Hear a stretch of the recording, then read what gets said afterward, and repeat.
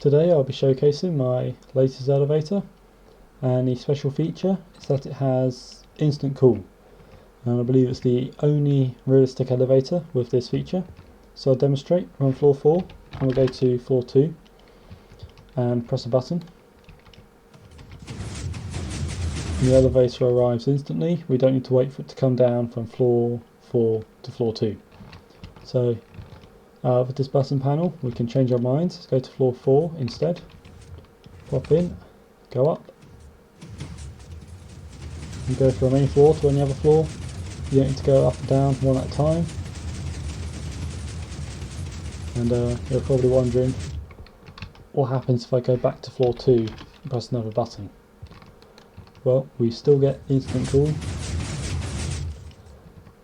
Right, so we'll go down to floor 1.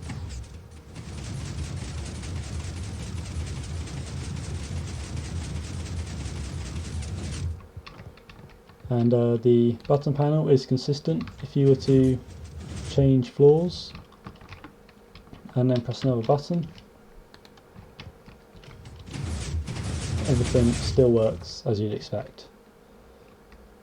You might have noticed when I went from floor 2 to floor 1, the gap between the floors changed. So you can see the gap between floor 1 and 2 and 3 is different. The minimum gap is 9 blocks, so the Y value will be different by 10 blocks, as you can see here. So now let's see the redstone. These are the circuits that control the elevator. Now let's do a little fly around. So you see it's pretty big, 33 blocks wide and 38 blocks deep, plus the number of floors you want. So now most of the logic is over here on the right hand side of the elevator, and what made it complicated is the button over here that you press when you're ready to go, because on most elevators you just press the button on the floor and then go. But if you add in this button, there's a lot of other details you need to think about. So that's why, part of why this is so messy. Also because it needs to be the logic for 2 different elevators, because they start and stop in different locations. So we've got some bus lines going around the back here, and then just have more bus lines going into this cyan bit. We'll see a bird's eye view. We'll see most of the elevator are these 3 control circuits, because we actually have 3 different elevator shafts that can be controlled independently. So this is the elevator shaft here, and here's the third one. Now to reveal how it works. So the last button I pressed was going to floor 4 from floor 3. And we see over here we have 3 main areas. We have the primary elevator shaft, the storage, and the secondary elevator shaft. So right now the elevator on the 4th floor is in the secondary elevator shaft, and it's ready to go down and swap over with the elevator from the primary shaft on floor 3. So if I was to press a button on floor 4, what I would see is the elevator moving over into storage, and then this will be moved out of the way. We'll swap the elevators over and then put these blocks back.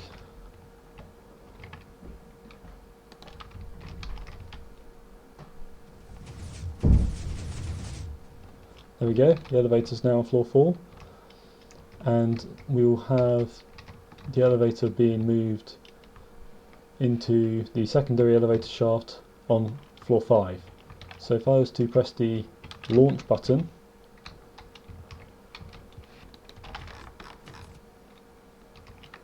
then we see the elevators in the secondary shaft are also launched at the same time. And we'll have the other elevator coming up the main shaft. Let's see. So these ones will be arriving soon.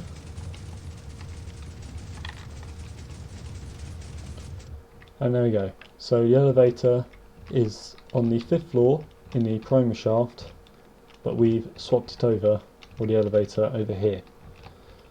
So I'll just show the other direction in slow motion.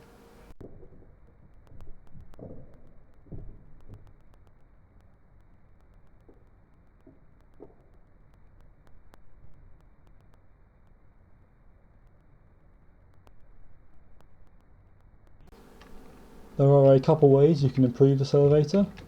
So you can only have a floor every 10 blocks, which is pretty good for an elevator of this complexity, but it could still be improved upon.